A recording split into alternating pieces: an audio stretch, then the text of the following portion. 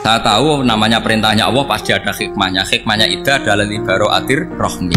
Tapi hikmahnya jadi kawula adalah nurut perintah Allah, cek tahu alasannya maupun tidak. Nah, di sini ada illatul hukmi untuk membangun kecerdasan, tapi ada loyalitas untuk membangun ubudiyah.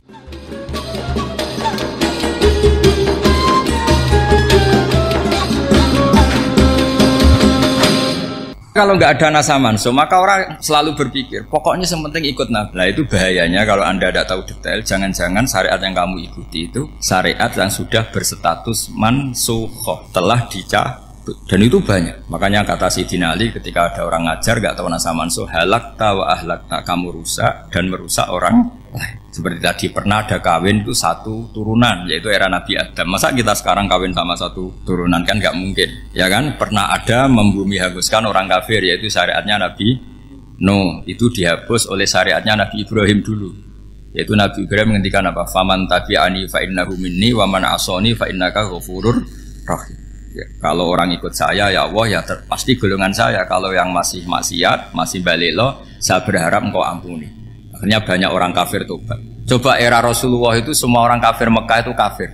Nabi belum wafat itu sudah ada 114.000 mukmin semua. Jadi Nabi menangi mayoritas orang menjadi mukmin dari mayoritas kafir. Yaitu disebut wara'aitan nasa yadkhuluna fi dinillahi afwaj. Andai kan Nabi Muhammad pakai syariatnya Nabi Nuh, bisa enggak ngislamkan orang sebanyak itu? Enggak bisa kan? Maka ini penting mengenali nasa mansuh. Jadi periode cara wong Jawa maksud no tuntas. Robila tadar itu pasot tuntas itu menghabisi itu habis di periode Nabi siapa?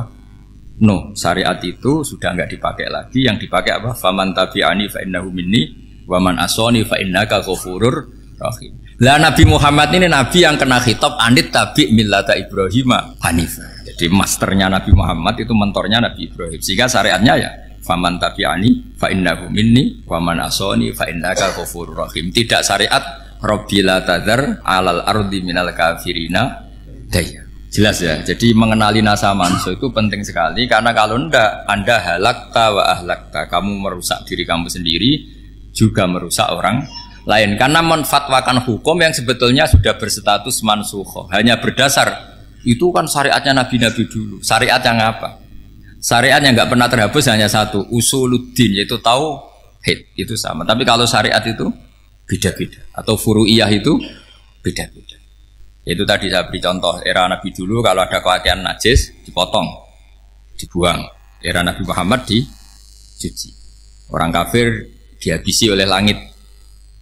Era Nabi Muhammad nggak boleh, bahkan didoakan Allahumma hdi qaumi fa innahum la ya'lamun.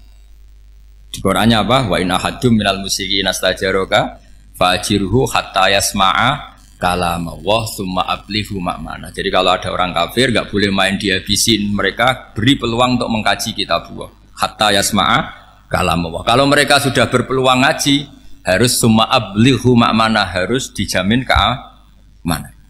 Ya, karena apa? Dzalika bi annahum qaumul la ya'lamun. Bagaimanapun mereka memang karena tidak tahu. Nah, kenapa tidak tahu? Enggak. Karena tadi mereka tertutup oleh kultur yang beratus-ratus tahun. Mbah-mbahnya mereka menyembah batu, menyembah berhala. Ya tahunya itu ya Tuhan.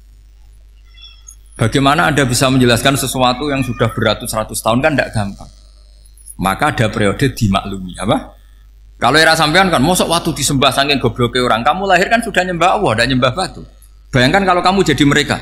Wong perut kamu saja disuruh makan pizza sakit kok, karena saking lamanya makan sambal kan gitu. Kamu bilang perempuan Indonesia saja cantik kok, saking lamanya jadi orang Indonesia. Padahal orang Indonesia tanyakan orang Eropa, cantiknya di mana?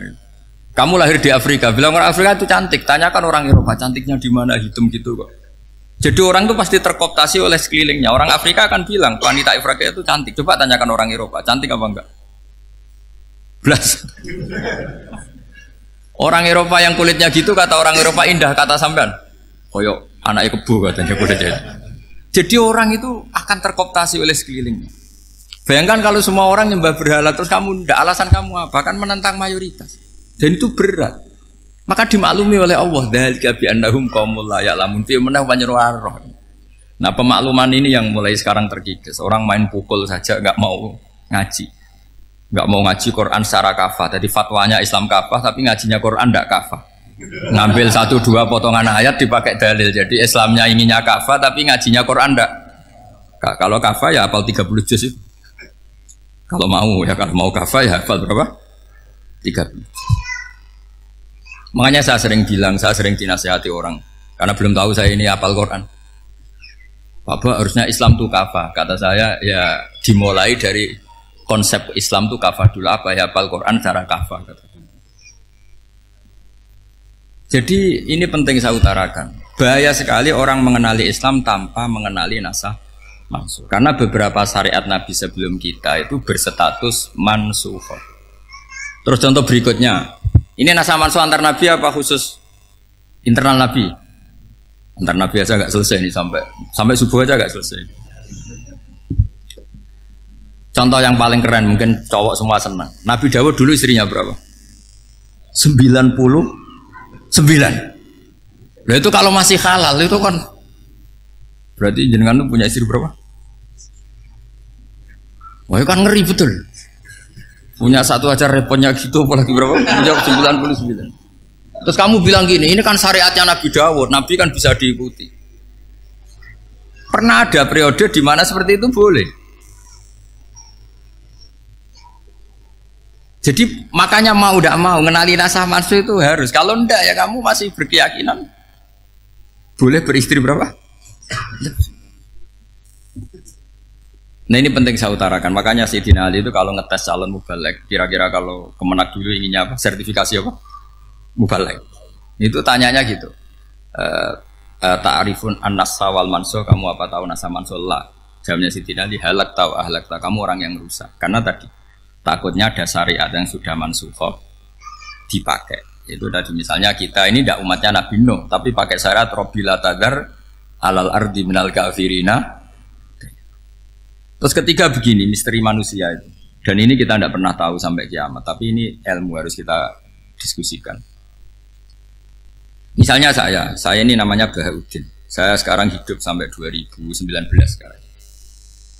Kan hanya Allah yang tahu berapa turunan saya sampai kiamat dan statusnya kayak apa.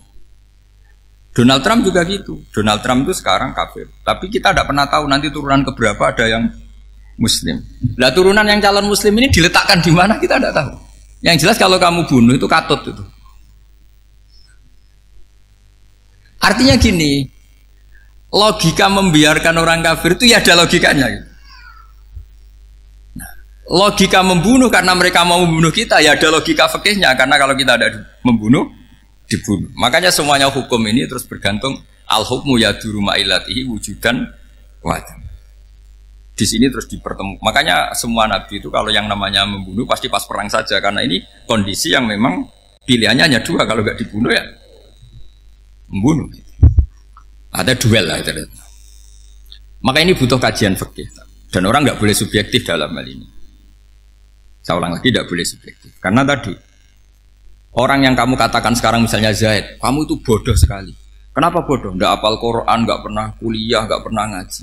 Ternyata Zaid ini bersemayam calon anak yang alim alama hafal Quran, namanya Umar, tapi masih jadi sperma. Suatu saat Zaid itu punya anak alim alama, kan banyak orang tidak bisa baca Quran punya anak hafid, banyak nggak di Indonesia? Banyak nggak petani yang punya anak dekan? Petani punya anak dekan, yang dekan punya anak naik kelas saja susahnya bukan main. Banyak kan?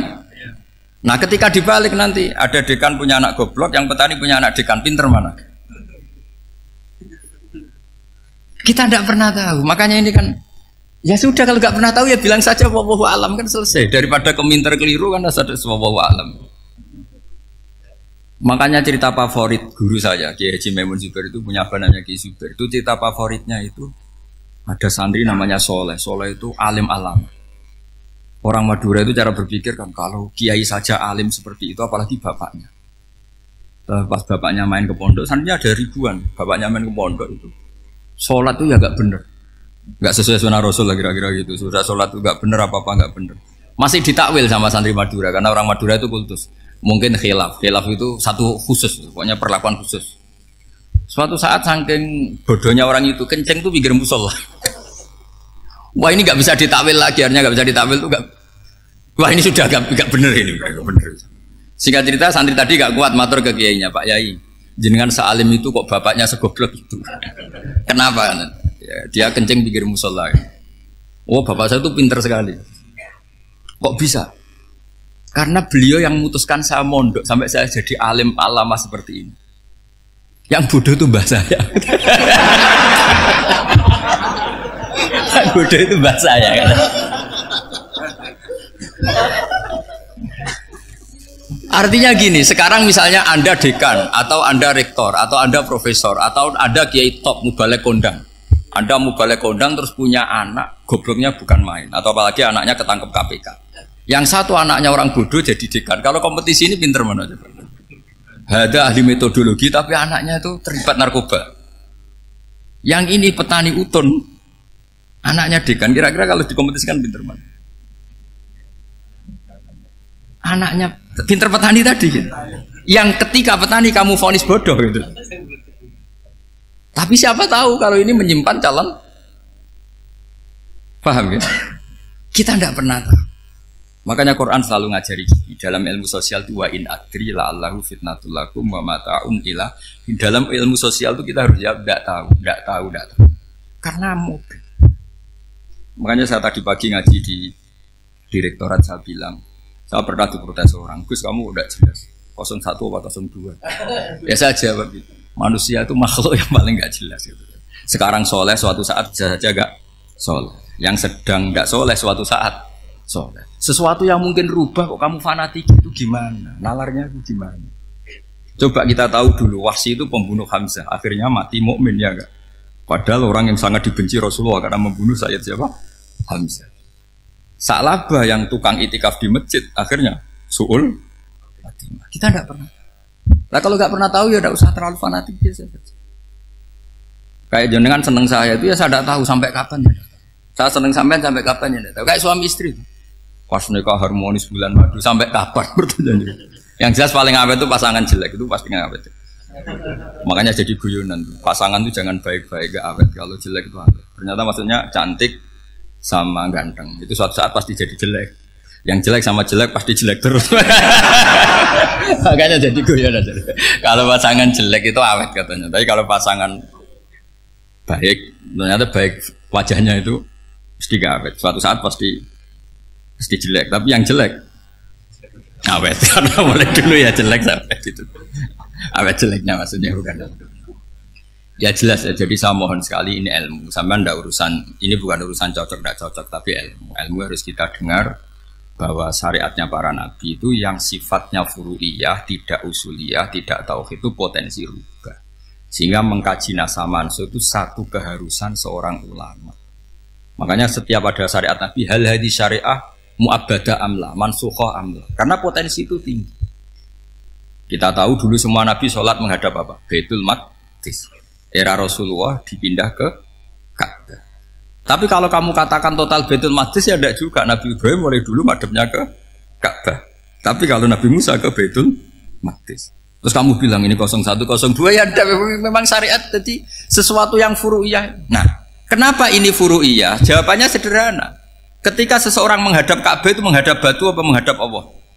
Allah. Ketika menghadap Baitul Maqdis hakikatnya menghadap Allah apa menghadap Baitul Maqdis? Allah. Maka menghadap Ka'bah itu sebenarnya masalah furu'iyah. Yang masalah usuliyah adalah inni wajjahtu wajhiya lilladzi fataras samawati wal ardh. Yang permanen adalah menghadap Allah Subhanahu wa taala. Cuma secara prosedur syariatnya secara zahir menghadap Ka'bah.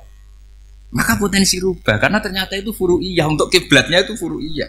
Yang permanen adalah menghadap ke Allah Subhanahu wa taala. Ini pentingnya. Jadi terus sekarang masih antar nabi apa di internal nabi? Ini sudah mau selesai waktunya, sudah habis ini. Internal. Ini sudah selesai ini sudah pas. Mohon maaf ya. Oh. Jam sudah sampai mana tadi? Diteruskan apa enggak? Sudah ya, sudah kayaknya sudah. Biar kelihatan cerdas. Sekali pertemuan sudah pinter gitu. Berapa? Setengah jam sudah pinter gitu. Yang internal nabi apa antar nabi? Internal ya, sudah sekarang ke internal. Kalau internal lebih banyak lagi contohnya. Yang masyhur tentu masalah Baitul Maqdis. Dulu Rasulullah pernah sholat menghadap Baitul Maqdis 16 bulan. Berapa? 16 bulan. Kila 17. Pokoknya khilafnya hanya 16 dan 17. Kalau ada bilang 10 bulan berarti gak pernah ngaji. Khilafnya, karena khilafnya itu hanya 17 sama 16. Akhirnya sama Allah diminta, disuruh menghadap ke Ka'bah. Saya ulang lagi, itu tetap masalah antar nabi sebetulnya. Begini, makom itu kalau dalam bahasa Arab bukan kuburan. Kalau di Indonesia kan makomnya Sunan Bonang itu kan kuburan. Kalau makom dalam bahasa Arab itu sesuatu yang pernah dipakai singgah, itu namanya apa? Makom. Lalu Rasulullah itu pertama di Medina itu madhep Baitul Maqdis itu 16 bulan. Orang Yahudi senangnya bukan main, sampai mereka bilang gini, Muhammad tuh gaya-gaya nantok punya agama baru, tapi kiblatnya ikut kita. Baguslah anak itu katanya, masih tahu diri katanya. Bagus katanya itu masih tahu diri. Jadi senangnya bukan main orang Yahudi, karena kiblatnya Muhammad sama dengan mereka. Ya tentu mereka jangkar Muhammad, bukan Sayyidina Muhammad atau Rasul Muhammad, karena mereka masih gak iman. Nabi itu ya agak tersiksa, karena beliau secara gen turunan Nabi Ibrahim dan kiblatnya Ibrahim itu Ka'bah. Agak tersiksa tapi sami'na wa ata'na tetap madhab ke Baitul Maqdis berapa? 16 bulan. Suatu saat Nabi Muhammad itu disuruh madhab Ka'bah. Ini dengerin. Akhirnya madhab ke Ka'bah. Apa yang terjadi? Orang Yahudi komentar gini, Muhammad itu gimana? Dia di perantauan rindu sama keluarganya, terus rindunya itu diaplikasikan jadi perilaku agama. Jadi dia madhab Ka'bah dianggap kangen. Kayak saya kan orang Rembang. Rembang itu apanya Jogja? Timurnya apa? Nggak, Jakarta itu mana Jakarta itu? Barat sana ya. Ibaratnya saya orang Jakarta, terus merantau di Jogja. Dulu kiblatnya itu menghadap ke timur, terus ketika madhab ke barat kata sampean, wah itu Pak Dune kangen apa? Keluarga. Juga kurang ajar orang Yahudi. Jadi orang Yahudi itu memang paling pinter bully. Makanya kalau sampean tukang bully itu ya agak-agak, ya enggak. Saya tidak ngomong agak ya, pokoknya agak-agak. Ya. Pinter bully orang Yahudi. Makanya nggak ada orang debat sepinter orang Yahudi. Yang bisa ngalahkan hanya Tuhan itu. Orang Yahudi yang bisa ngalahkan hanya Tuhan. Lalu Sayyidina Ali tak orang paling terkenal cerdas. Itu kalau sama orang Yahudi itu pusing. Karena ya apa logikanya itu? Saya beri sekian contoh. Ada orang Yahudi tanya gini, Muhammad, kalau kambing mati itu yang bunuh siapa? Ya Allah, mati langsung itu. Agama kamu itu aneh, Mak. Yang langsung sentuhan Allah haram, tapi yang lewat tangan-tangan jahil manusia malah halal. Harusnya itu yang halal kan orisinal langsung Allah yang mundur. Jeduteknya itu aneh, dari cara berpikir itu aneh. Nah cara sampean ini kan, nak halal pangan kue. Tapi Nabi kan nggak boleh bertutur kata kasar gitu. Kalau yang jadi Nabi saya untalan ngono kan gitu. Tapi Nabi kan nggak boleh kasar. Jadi Nabi itu problem karena nggak boleh apa? Kasar. Kalau kita kan gampang, ya nak halal untalan kan selesai, Pak. Tapi Nabi nggak boleh kasar gitu. Jadi nak jadi nggak Nabi, nggak sampean itu kan enak. Mau keliru ya pantas, mau apa saja pantas. Karena kan nggak panutan. Kalau Nabi nggak bisa meluruskan kebenaran itu harus tetap sesuai akhlak. Ya jadi agak kerepotan. Makanya punya Umar, alhamdulillah ada yang nggak perlu aturan gitu. Jadi enak. Jadi ya itu memang aturannya harus itu. Coba Nabi itu perang tapi nggak boleh bunuh. Kayak apa susahnya? Beliau jadi sasaran tembak tapi nggak boleh bunuh.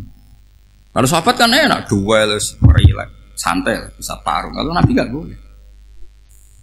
Makanya Nabi meskipun ikut perang terus nggak ada sejarah orang yang dibunuh. Ya hanya satu peristiwa itu pun dibaca orang kafir, ditangkis Nabi, pedangnya kembali ke dia mati. Tapi nggak ada yang Nabi. Karena Nabi kalau pembunuh nanti itu terus kayak pendekar kan susah juga punya Nabi kok. Habis perang saya Nabi tanya, Muhammad habis perang berapa? 1000. Ya repot juga punya Nabi mantan apa? Pembunuh, meskipun yang dibunuh orang kafir, tapi kan kayak apa ya? Fitrah manusia itu akan menolak kepemimpinan orang yang gitulah pokoknya nggak bisa diterangkan itu. Makanya Nabi itu nggak pernah bunuh, meskipun kayak apa musuhnya tapi nggak pernah bunuh. Untungnya di sekeliling orang-orang yang tadi. Jangan bilang tuh suka bunuh ya, pokoknya perang gitu ya. Perang dengan bunuh itu beda loh ya. Kalau perang itu fair apa? Fair.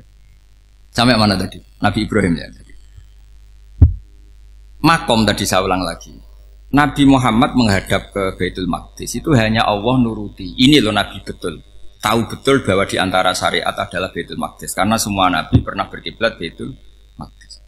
Tapi nabi ketika menghadap ke Ka'bah, nabi juga dibilangin sama Allah. Ini loh syariat yang benar karena Ka'bah juga kiblat sing a'taku, lebih tua ketimbang Baitul Maqdis. Maka disebut Ka'bah Atiqah. Ilal Baitil Atiq. Kalau Quran bahasakan Ka'bah apa? Wal yatawafu bil Baitil Atiq. Atiq itu tua sekali. Ya sudah. Ketika berstatus tua itu orang Yahudi seneng, mergo roh kelirune Muhammad. Mereka nantang, Muhammad ayo debat terbuka. Nabi rawuh. Bagaimana Anda bilang Ka'bah itu kiblat tertua? Wong Ka'bah itu pertama yang menghadap sana itu ya kamu. Semua nabi menghadapnya ke Baitul Maqdis. Terus Nabi Muhammad mulai berargumentasi ilmiah tadi. Enggak, Ka'bah itu kiblatnya Ibrahim. Jadi Ibrahim dulu itu yang mulai dulu kiblatnya itu di Ka'bah. Terus orang itu tanya buktinya apa? Terus dijawab fihi ayatum bayinatum maqam Ibrahim. Ternyata di situ ada jejak kakinya Nabi Ibrahim, yaitu batu yang diinjak beliau ketika bangun Ka'bah. Itu argumentasi ilmiah. Lah barang orang Yahudi kehilangan ilmu, itu gobloknya orang Yahudi. Makanya yang bisa mengalahkan Yahudi hanya Allah Subhanahu wa taala. Wong Ibrahim saja golongan kita, pengikut kita. Ibrahim itu pengikut Yahudi. Wah, itu Nabi mulai senyum-senyum, mulai tertawa-tawa. Wah, itu goblok orang terdidik. Karena itu ibaratnya kayak kamu bilang Soekarno itu pengagum Puan Maharani. Kira-kira seperti itu. Soekarno itu pengikut Puan, karena Yahuda itu Yahuda bin Yakub bin Ishak bin Ibrahim. Saya ulang lagi ya, nasabnya Yahudi apa? Yahuda bin Yakub bin Ishak bin Ibrahim. Jadi Ibrahim itu mbah keempat dari Yahuda. Tapi karena mereka kalah debat, Ibrahim itu pengikut Yahudi, itu sama dengan bilang apa? Soekarno itu pengikut Puan Maharani. Itu kan jadi aneh. Atau Gus Dur pengikut Mbak Yeni, atau Basim Asari pengikut Mbak Yeni, itu kan aneh. Wah, akhirnya sama Allah diingatkan. Makanya ada ayat ha antum haula hajjatum fi malakum bi ilm falimatu hajuna fi ma laysa lakum bi ilm. Perjanjian debat ini semuanya harus ilmiah. Tapi kenapa perdebatan Anda malah ndak ilmiah? Karena orang Yahudi iftadohu, malu semua. Wah, semuanya Muhammad. Itu satu-satunya kekalahan orang Yahudi. Tapi ayat-ayat seperti ini itu enggak populer. Ayat ha antum haula'i hajastum fi malakum bi ilm falimatu hajuna fi ma laysa lakum bi. Jadi Islam betapa hebatnya Islam. Kalau debat harus ilmiah. Dan Kanjeng Nabi menantang, ini perjanjian kita debat ini ilmiah. Kenapa sekarang jadi tidak ilmiah? Yaitu kamu mengatakan Ibrahim itu pengikut Yahudi, padahal Ibrahim dengan Yahudi itu dulu Ibrahim. Hanya Islam kalah, man. Tapi tetap ra Islam, tapi nah, makanya terus Ka'bah dibuktikan ketuaannya lewat apa? Fihi ayatum bayinatum maqamu Ibrahim. Itu bukan makom kuburan. Karena makamnya Nabi Ibrahim tetap Hebron, tembuti Palestina. Kira-kira itu Palestina. Jare Israel yo ning Israel, mbok menang di. Jare ning Israel yo ning Israel, jare Palestina ning. Saya pernah ziarah ke sana di Hebron. Di makamnya Nabi siapa? Ibrahim. Jadi jelas ya, jadi nasa mansuh itu ketentuan yang dikehendaki Allah Subhanahu wa taala untuk menguji loyalitas manusia, menanggalkan semua akalnya. Makanya saya mohon sekali siapapun yang ngaji saya dimanapun, sekali-kali manusia itu harus menanggalkan akalnya. Sekali Anda pakai akal, maka Anda akan ingkar dengan nasa mansuh. Nasa mansuh itu hukum yang direvisi, yang dibatalkan. Makanya orang Yahudi lagi-lagi pinternya orang Yahudi, merovokasi orang-orang yang Islamnya belum kuat, diprovokasi gini. Ungzuru ila Muhammadin tahayyara fi din yukhillu yawman wa yuharrimu ukhra. Lihat itu Muhammad, dia kebingungan cara beragama. Kadang bilang A, besok bilang B. Jadi nasa mansub dianggap satu bentuk kebingungan. Gak kurang ajar tapi. Wah, akhirnya sebagian orang yang murtad. Makanya nasa mansub itu satu peristiwa yang menjadikan banyak orang murtad. Karena diprovokasi orang Yahudi bahwa itu bentuk kebingungan Muhammad. Akhirnya terus saya qulu sufa minan nasi ma wallahum angqiblati mulati kanu aliyah. Kelirunya orang Yahudi adalah ternyata nasa mansuh yang dipilih Rasulullah itu semuanya ada di Taurat dan Injil. Termasuk di Taurat dan Injil disifati dan Nabi yusolli ilal qiblatin, bahwa Nabi ini akan bersolat dengan dua kiblat. Makanya tetap ditantang. Qul fa'tu bitaurati fatluha in kuntum shadiqin. Kalau kamu tidak percaya bahwa saya ini orisinal, ayo bareng-bareng mengkaji Taurat. Tapi mereka tidak siap mengkaji Taurat. Karena Taurat semuanya mendukung Rasulullah Muhammad SAW. Fatluha in kuntum shadiqin. Makanya ini penting sekali ngaji. Jadi perdebatan itu macam-macam. Dan itu pinternya orang Yahudi. Unzuru ila Muhammadin tahayyara fi dini. Yukhillu yawman wa yuharrimu ukhra. Ini penting sekali. Makanya Nasa Mansur itu uji loyalitas. Itu Imam Malik kalau mencontohkan ke Imam Syafi'i. Saya berisikan contoh fikih. Ini saya melanggar waktu ini. Ini sudah saya yang tidak mengesahkan diri saya. Ya misalnya ini ya, ini kertas saya bawa ya, ini kertas saya bawa. Terus ini tak kasih uang misalnya, uang 100.000. Atau kalau contoh Imam Syafi'i dulu dididik Imam Malik begini. Ya Syafi'i kalau kamu punya 2 budak, 2 pembantu, kalau dulu kan masih ada budak, 2 pembantu lah kira-kira. Seneng mana, yang cerdas sama yang goblok? Seneng yang cerdas. Kalau yang nurut sama yang bantahan, seneng yang nurut. Lah yang nurut itu yang goblok. Makanya tinggal dibalik saja. Kamu tak beda ya. Seneng mana punya istri yang cerdas apa yang goblok? Coba jawab. Atau ibu-ibu mbak-mbak ini, seneng mana punya suami yang cerdas atau yang goblok? Kalau cerdas gak bisa diakali. Tapi goblok nurut tapi ya kadang di sini-sini kan di sini. Nah, itu kan antar manusia. Masalahnya kita menghadapi Allah Subhanahu wa taala yang semua kita pasti bodoh. Kita menghadapi Allah Subhanahu wa taala yang semuanya kita pasti bodoh. Allah jelas ngendikan wa kanal insanu dzaluman jahula. Manusia itu banyak dolimnya. Dolim itu sifat mubalaghah.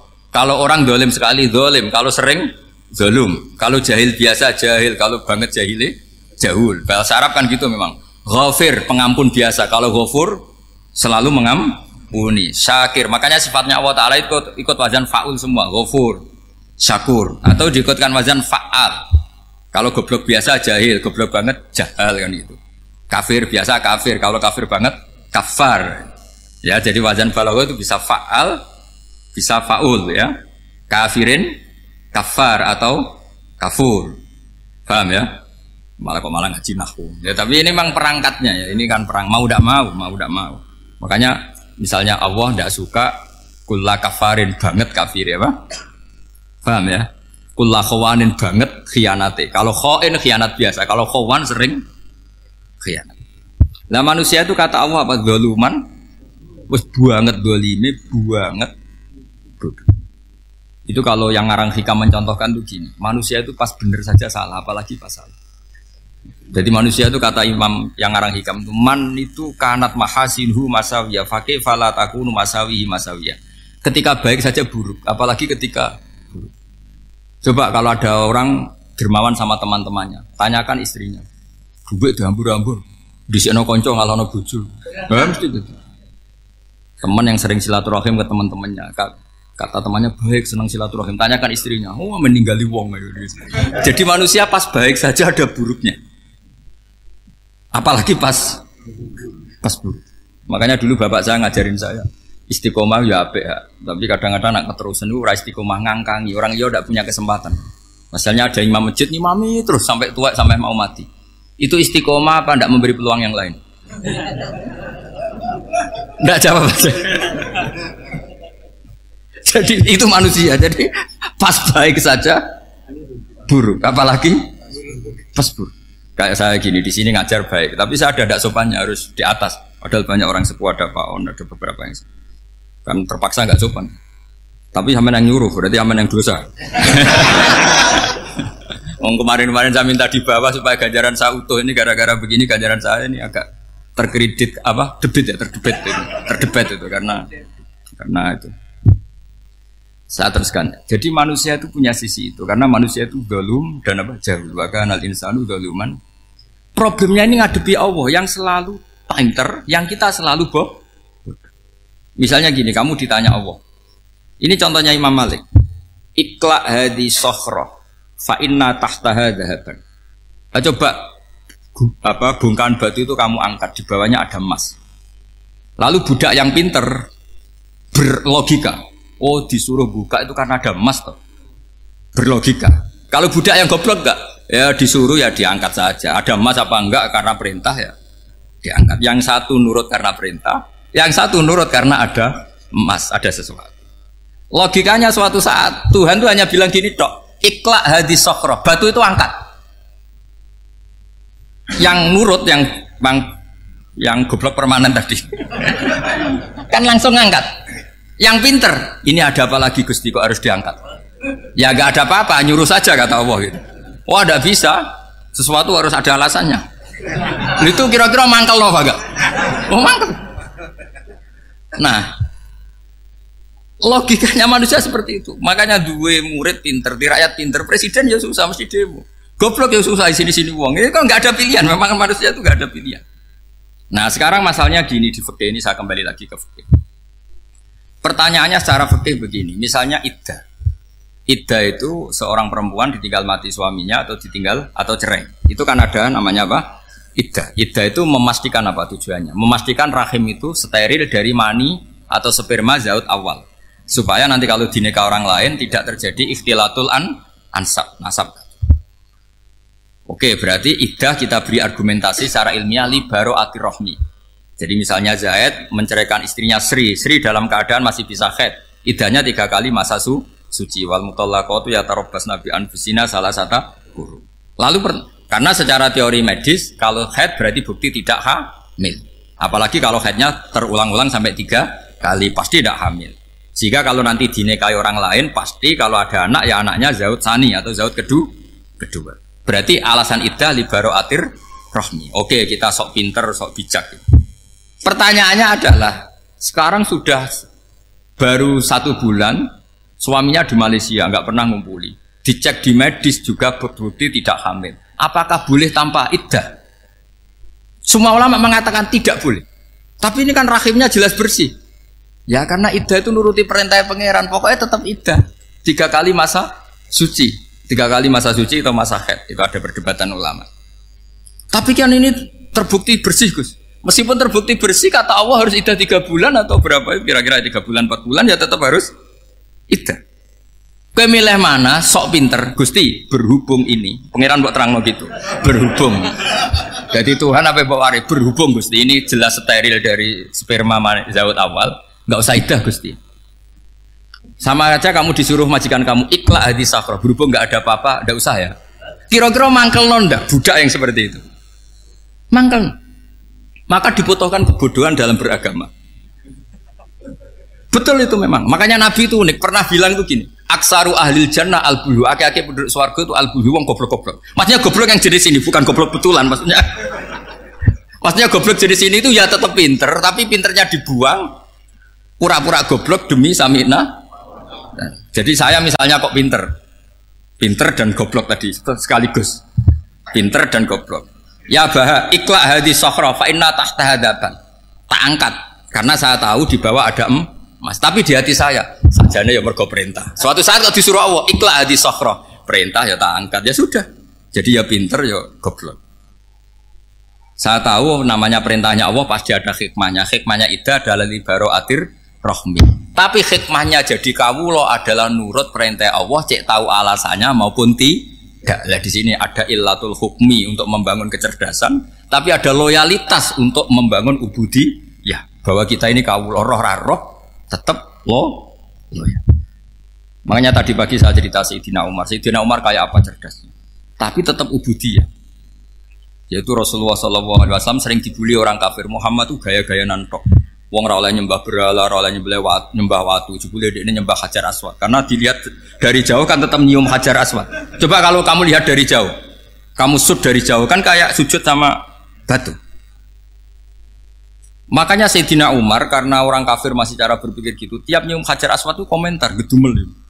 Alim tu annaka hajarun la tadurru wa la tanfa. Walau la anni ra'aitu Rasulullah qabbalaka ma qabbal. Aku roh nak watu ya raman doroti raman fati. Kalau saja saya tidak melihat Nabi nyium kamu, saya tidak sudi nyium kamu. Jadi tidak berdoa doa mustajab itu tidak berutuh.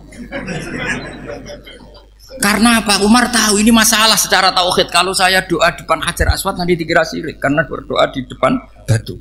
Tapi kalau saya tidak nyium nyulayani sunnah Rasul yaitu nyium Hajar wis tengah-tengah nyium sambil gerutu itu sudah kompromi. Ya nyium tapi gerutu. Kayak apa? Makanya ya dia cerdas tapi ya goblok tadi ya cerdas Itu uniknya Rasulullah. Jadi muji orang pintar ya sudah langit. Tapi Nabi pernah dalam satu hadis mengatakan aksaru ahlil jannah al-bulbu. Aki-aki penduduk swarga itu orang bodoh. Artinya orang bodoh itu bukan bodoh betulan. Dia meninggalkan akalnya demi loyalitas ubudiyah. Untuk menutup itu bukti begini. Perang Badar itu perang yang nggak mungkin dimenangkan umat Islam karena orang kafir itu 1000 dengan pasukan full dengan peralatan perang full. Rasulullah itu tahun kedua Hijriah itu pasukannya hanya 313. Itu pun pedang itu untuk orang 5 itu hanya ada pedang 1. Jadi kalau mau dibaca orang sih kang nilai pedangnya aku. Itu kan nggak kebayang perang dalam keadaan seperti itu. Jadi mesti kalah, orang kok mungkin kalah mesti. Tapi Nabi tetap bilang saya ini disuruh Allah perang, ya harus berangkat. Yaitu perang Badar. Kata para sahabat ya Rasulullah ini nggak masuk akal, sudah nggak usah perang ini nggak masuk akal, mau setor nyawa. Sudah gitu dadaan, nggak ada persiapan. Lucunya apa? Sahabat itu ketika Nabi tetap berangkat. La akhrujanna walau waqti. Nabi menginginkan saya tetap berangkat meskipun sendi. Setelah Nabi berangkat sekian meter, tuh sahabat ikut semua. Kata Nabi, lah kamu kok ikut? Ya ikut saja. Kata kamu mesti kalah. Ya anggap saja setor nyawa. Demi loyalitas pada jenengan. Itu makanya nggak ada periode sebaik periode sahabat. Tapi yang gerutunya jalan. Karena gerutu ini bawaan ilmiah. Makanya kita loyal sama presiden. Tapi yang nggak cocok ya gerutunya jalan. Tapi bawaan mencintai Indonesia tetap jaga stabilitas. Itu bawaan cinta Indonesia, bukan cinta pejabatnya kadang. Gerutunya jalan. Tapi bawaan loyal sama Indonesia tetap mengaku. Bawaan loyal sama Rasulullah tetap ikut perang. Bawaan akal karena nggak masuk akal ya gerutu. Dan itu uniknya Quran itu mengapresiasi itu dan dianggap gak masalah. Saya bacakan ayatnya. Kama akhrajaka rabbuka min baitika bil haqq wa inna fariqam minal mu'minina lakarihun yujadilunaka fil haqqi ba'dama tabayyana ka'annama yusaquna ilal mauti wa hum yanzurun. Peristiwa Badar ada peristiwa kamu itu keluar untuk perang. Sahabat kamu ngikuti, tapi mereka lakarihun, enggak senang sebetulnya. Karena enggak masuk akal. Ya gremeng tapi ya derek. Yujadilunaka fil haqq, mereka mendebat kamu dalam kebenaran. Jadi ya Rasulullah wong perang karuan kalah jenengan lakoni alasane nopo? Lah kok melok? Ya saya harus ikut jenengan Nabi. Itu unik. Kalau orang sekarang mana mau, kalau gak masuk akal gak mau melakukan. Coba misalnya istri kamu belajarnya dikurangi. Anggap saja petualangan latihan hidup di masa lalu. Gak mau. Padahal petualangan itu hal yang indah. Petualangan itu kan hal yang indah, kan gak mau. Oh ngirit ayo alasan. Tapi lucunya kalau dijak camping bermiskin-miskin di hutan mau. Karena karepe dhewe, tapi nak suami yang ngongkon. Ayolah seminggu ini kita model miskin. Anggap aja petualangan masa lalu. Enggak mau. Karena pinter, apa?